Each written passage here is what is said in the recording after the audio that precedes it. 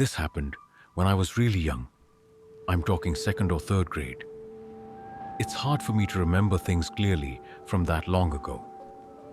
But this memory stands out for reasons you'll soon understand. It was a school day, and it had been raining cats and dogs all day. After picking me up from school, my parents left the house for some upscale events. I can't remember if it was a fundraiser or a dinner party or something else entirely. Either way, they were supposed to come back home that night. But while they were gone, the storm picked up like crazy, and it became unsafe to drive long distances. So instead of driving back home, they reluctantly decided to spend the night at one of their friends' houses, who lived much closer to where the event was. I remember them calling me on the house phone and repeatedly apologizing for leaving me there by myself, even though I insisted that I wasn't even hungry and I'd be fine. My mom gave me a list of things to do before bed. Lock all the doors and windows, keep at least one house light on, make sure all the blinds were closed, typical stuff. At the time, I didn't understand why they were making such a big deal about everything. I wasn't quite old enough to realize how important it was to not leave kids my age home alone. In fact, I was actually kind of excited to have the place to myself. It meant unlimited candy and no bedtime. I obviously didn't have a TV or any kind of screen in my room, so I stayed downstairs in the living room, watching TV on the couch. I told myself I'd do all that stuff my mom had requested right before going to sleep, since I was planning on staying up all night anyway. But at some point later in the night, the sugar crash got to me, and I accidentally fell asleep. No surprise there. I don't remember exactly what time I ended up waking up, but it was late enough for the TV to have gone into sleep mode. So 3 hours minimum. I distinctly remember being much colder when I woke up. Nothing too out of the ordinary. I mean, temperatures drop at night, but the difference was significant enough for me to instantly make the connection. Even at that young age, I thought about just curling back up and going back to sleep, but then I remembered the list my mom had given me. Even at that age, I knew she'd find out if I didn't do it, and I really didn't want to get in trouble after she trusted me to stay home alone. So I forced myself off the couch and went to check the windows and doors. I went around and did everything she asked. Locked the front and back doors, closed all the blinds, checked the windows, even the light. Everything was shut tight, which confused me a little because the house still felt way colder than it should have. I even put my hand against a couple of the windows to make sure they weren't cracked open or something, but they were all sealed. I figured maybe the storm knocked out the heater or something, and I didn't think much more about it.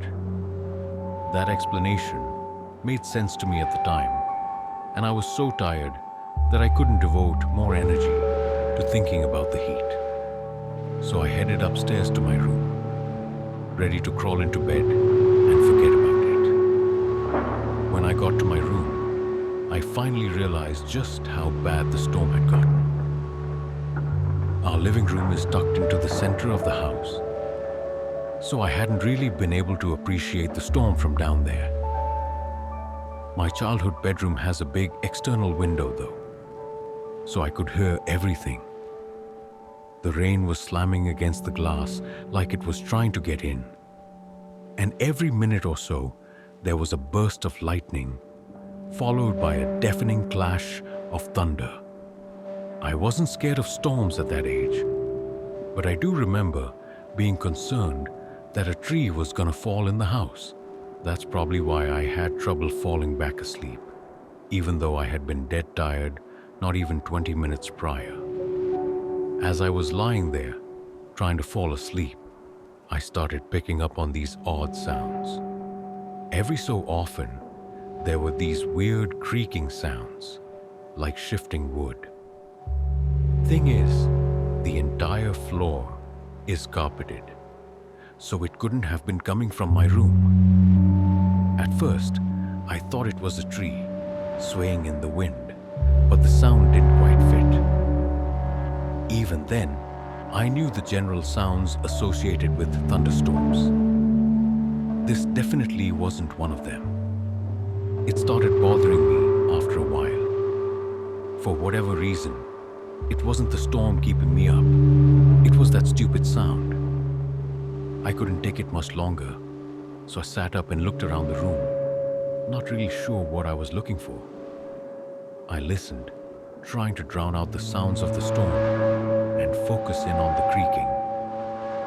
Lightning flashed, illuminating the whole room. Everything looked normal, but my eyes were drawn to the only wooden thing in the room, the closet. The room went dark again, and I sat there perfectly still. About a minute later, lightning flashed again, and my room was once again lit up for just a split second. And in that split second, I saw something that made me choke. The closet door was slightly ajar. It had been closed before. I was 100% sure of it. Something had opened it. There was something in my room.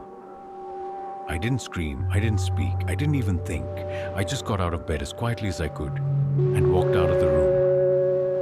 That walk from the bed to the door felt like a 500-mile, 5-year journey. I immediately went downstairs and hid under the dining room table. Then, and only then, I started crying. I didn't know what else to do. There was someone in my house in my room, and my parents were too far away to help me. I'm not sure how long I stayed under that table, but at one point, I heard footsteps walking down the stairs. I held my breath, knowing that any sound I made could have ended my life. They weren't normal footsteps. It sounded like whatever it was jumping and pinballing down the stairs. The footsteps got closer. They were approaching the dining room table like they knew where I was hiding. I can't tell you how scared I was. I really thought I was gonna die. And then, from under the table, I saw them. I couldn't see their upper body, but 2 bare feet walked into view. 2 nasty, wet and muddy legs that were tinted yellow. I couldn't tell if they were male or female legs. That's how gross and almost disfigured they looked. There were cuts all over their legs, like they had rolled around in a thorn bush. They were also stumbling, like they were struggling to even stand upright. And just as I thought it couldn't get any worse, they dropped something. It was a wrench. It clattered against the floor. And I'm telling you, it took every fiber in my being to fight back a scream. If that person bent down to pick the wrench up, they'd definitely see me. With wide eyes, I watched as that person stood still, not picking up the wrench, but not walking away either. It felt like a standoff, where any wrong move could end my life. Eventually, they finally continued walking, and I couldn't see them anymore. I listened as the chaotic footsteps stomped and stumbled around my first floor for what felt like an eternity. And then finally, the front door opened and shut. They were gone. I stayed hidden under that table for a long time after that. Part of it was fear, but another part of it was what I can only describe as trauma. I just remember being shaken and scared. I was at the ripe age where I understood how dangerous the situation was, but not old enough to know how to deal with it.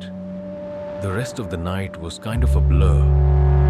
I picked the wrench up off the floor, not wanting my parents to find it the next morning. After making sure the front door was locked, I slunk back upstairs, crawled into bed, and fell asleep. Everything went back to normal after that. For whatever reason, I was terrified to tell my parents. I didn't want them to find out I hadn't locked the doors and done everything they had asked me to do. So I just kept the whole thing to myself. It wasn't until several years later that I told them the story, and it actually took some convincing for them to believe me. Looking back, not telling them the moment it happened was an awful decision, since there was nothing that could have been done about it, so far removed from the incident. If I'm being frank, this experience traumatized me for basically the rest of my childhood. I slept with a nightlight from then on, and I developed a fear of the dark that didn't go away for a long time. I still have trouble explaining what happened that night, but I learned my lesson. Lock your doors at night. I'm an only child and live with my mom and dad in a decently sized home. It's a little big for just the three of us, but my parents' running joke is that it was never their intention to have only one kid.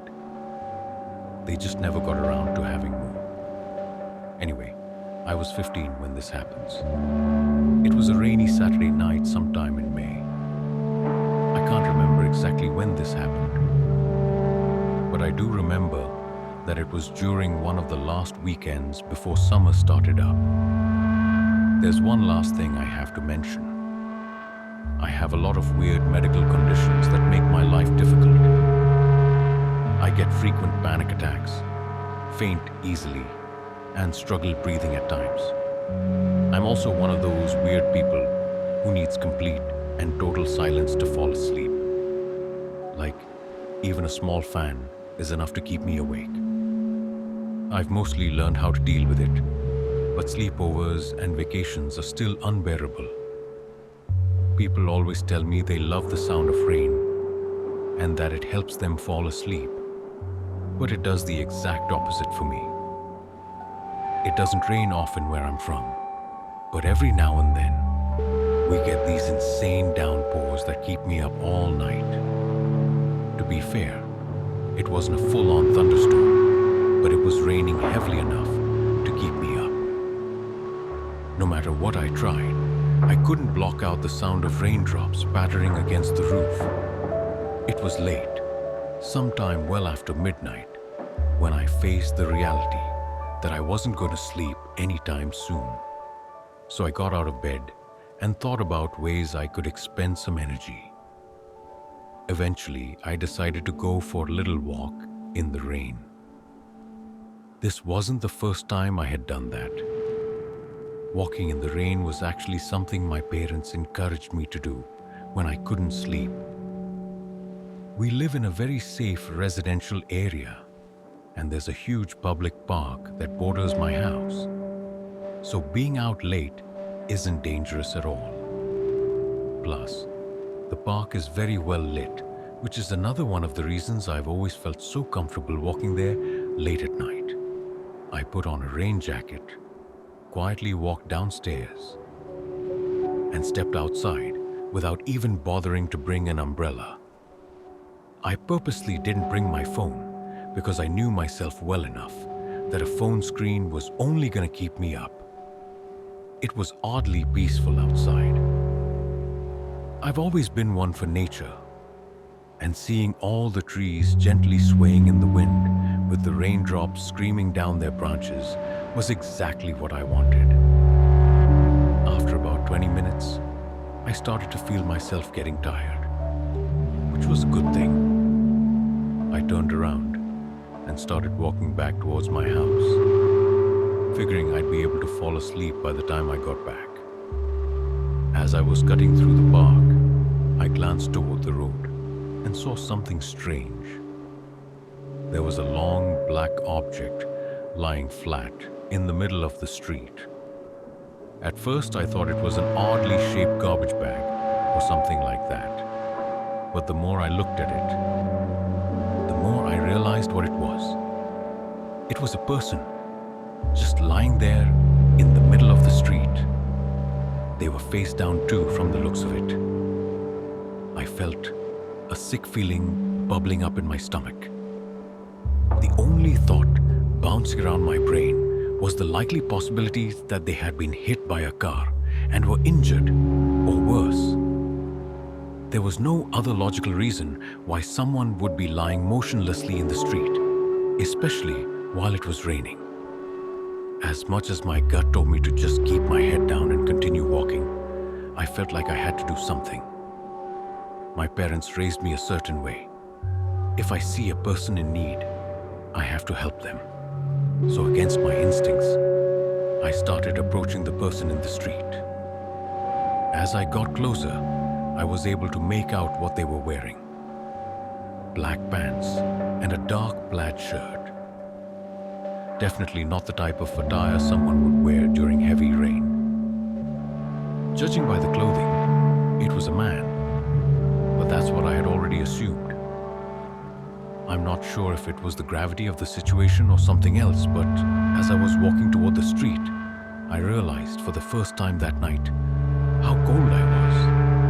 Like the rain was lukewarm one second and ice cold the next, if that even makes any sense. As I was closing in on the road, a screech rang out from somewhere behind me.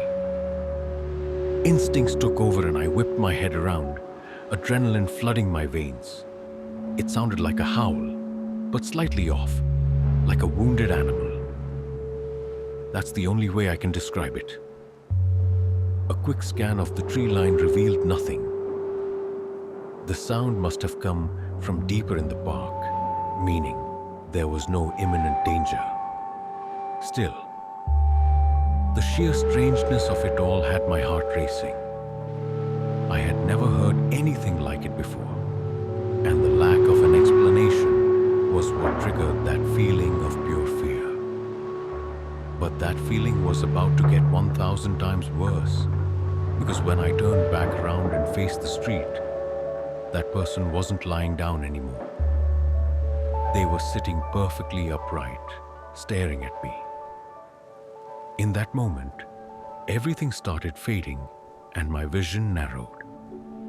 The only thing keeping me from passing out right there was the muffled sound of 1,000 raindrops pattering all around me. Before I could react, that person stood up and started sprinting towards me with a demonic smile on his face. And what's worse, he was holding what looked like a kitchen knife. Up until that moment, I didn't know what it meant to truly fear for your life. I snapped out of my haze and ran as fast as I could in the opposite direction. As soon as I started running, I heard him yell, "I'll kill you," at the top of his lungs. The wet grass made it impossible to run at full speed. But my one saving grace was that whoever was chasing me would have to deal with the same thing. I didn't want to lead him to my house, so I ran towards the trees, hoping I could lose him in the park. That's where the screech had just come from, I know. But I didn't have another choice. I didn't look back once. I just ran like my life depended on it.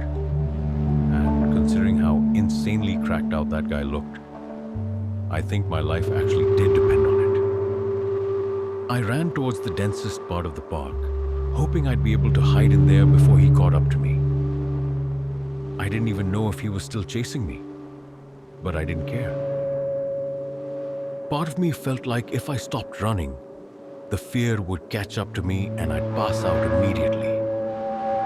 I made it into the woods, and right when I was about to throw up from exhaustion, I ducked behind a tree and tried to catch my breath.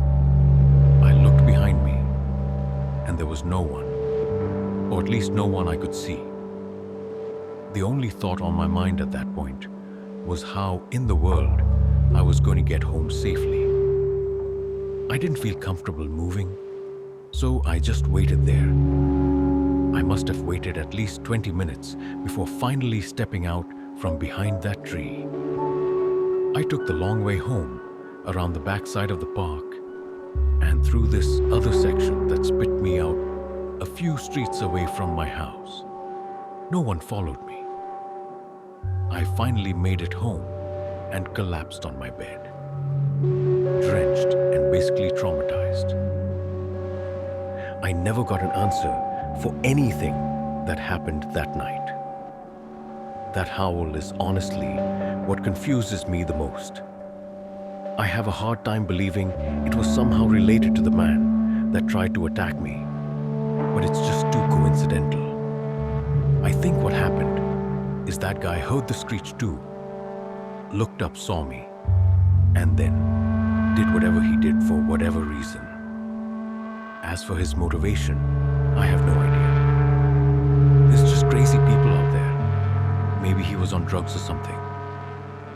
I know it's not a real explanation, but I can't think of a better one. I still live in the same house today, and even though several years have gone by, it's hard not to think about this experience every so often. I'm 29 years old, and one of the only things that's ever really helped me clear my head is camping. Not campgrounds or national parks where there's other people around. I'm talking true, middle of nowhere camping. I grew up in Northern California, and I've spent the better part of my adult life learning to find those remote little pockets where you can still feel like the only person left on earth. This story took place a few months ago. I had just broken up with my ex, and let's just say I was going through it.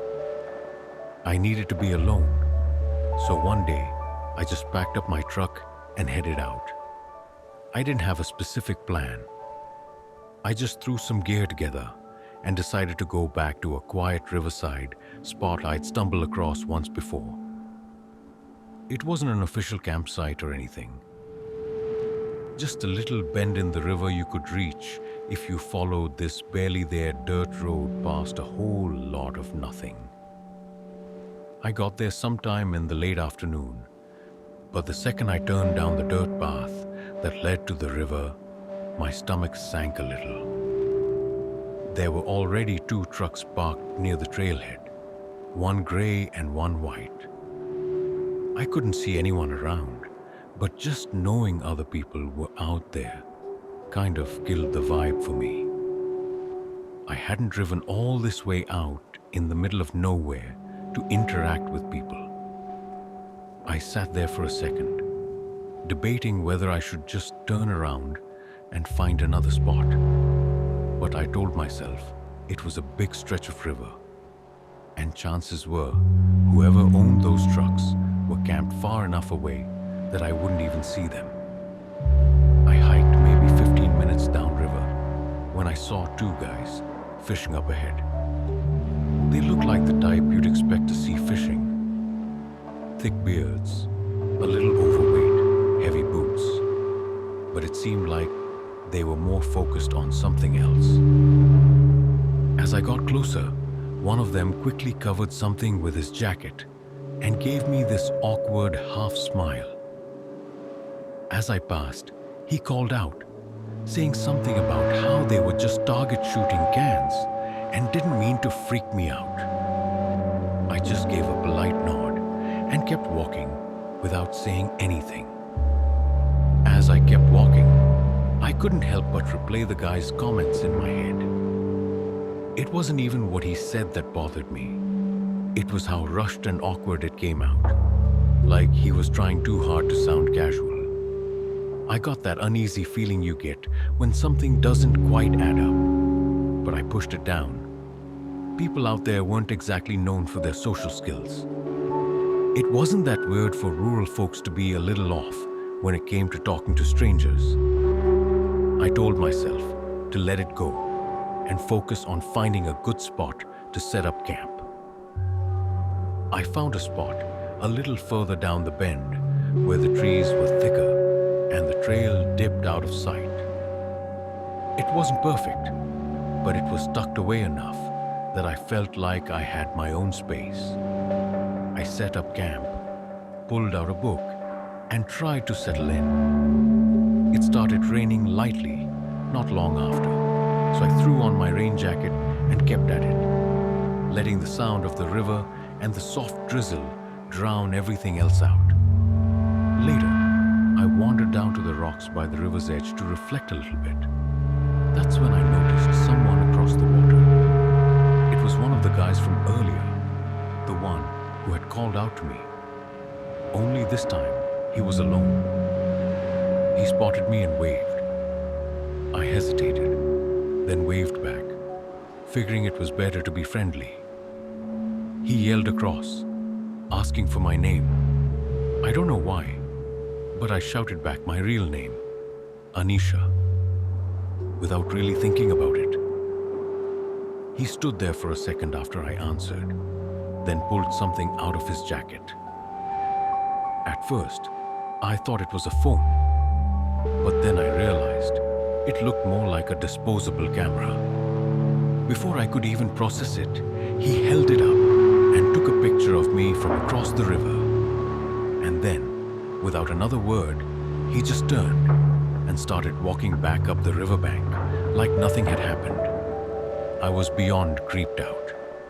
The weird speech patterns and mannerisms were one thing, but taking a picture of me, that was next level strange. I headed back to my campsite and just figured I'd stay put for the rest of the night. After the sun went down, I crawled into my tent and tried to get some sleep, but my mind wouldn't shut off.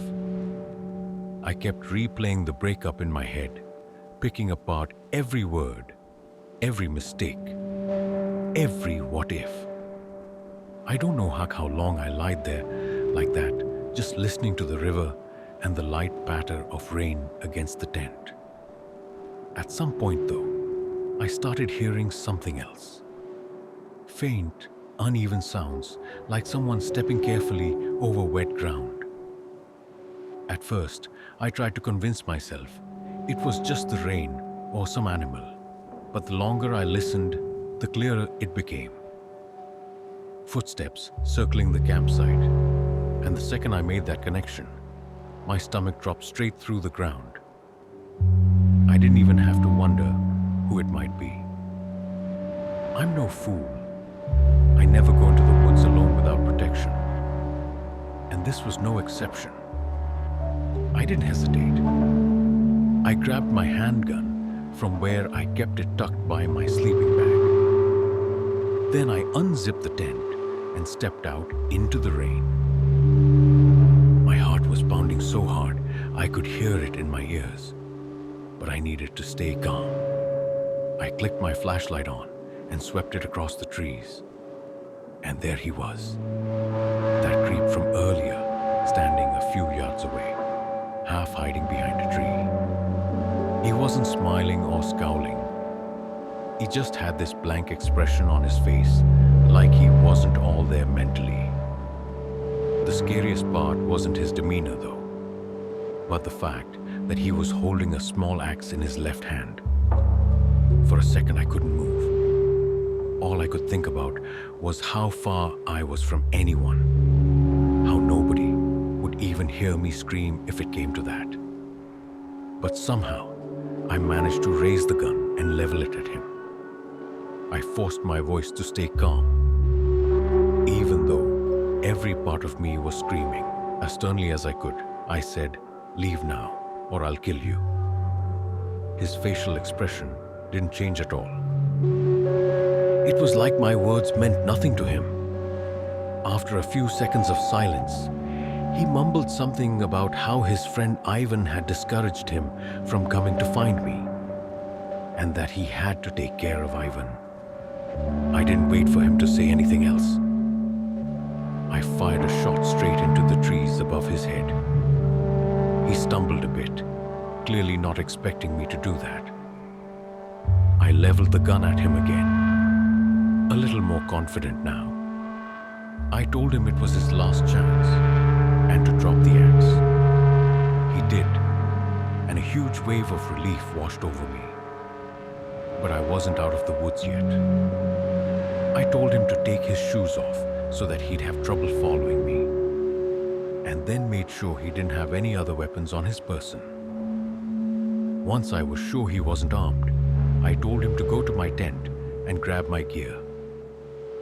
I watched him like a hawk as he fumbled with my stuff, forcing him to toss it all out into the open where I could see it. I packed the essentials as fast as I could, never letting him out of my sight. I jammed the axe into my backpack and made sure I wasn't forgetting anything. I'd have to leave the tent behind, but that was a small price to pay for staying alive. I then grabbed his shoes and threw them as far as I could into the darkness, and I told him to walk in the opposite direction. I kept the light on him the whole time, and the moment he walked far enough out of sight, I turned and started hiking back up the river as fast as I could. That was the scariest part of the whole encounter, stumbling through the pitch-black forest in the rain with a potential murderer behind me. I wasn't sure if he was following me, but I didn't care. I just kept going, trying to use the flashlight as minimally as possible. Both pickup trucks were still in the pullout when I finally made it back to my car. I didn't stop though. I threw everything in and sped out of there. When I got cell service back, I called the police and reported the whole incident, describing my location as best as I could. A few months had passed since then, and I'm not sure if anything ever came of it, but I'm not going out of my way to find out. What still scares me most about the whole thing is that comment he made about his friend Ivan, that he, quote-unquote, took care of him. I really don't want to think about what that means, but there's only so many explanations. I'm just glad I was armed. I could have easily lost my life that night if I hadn't been.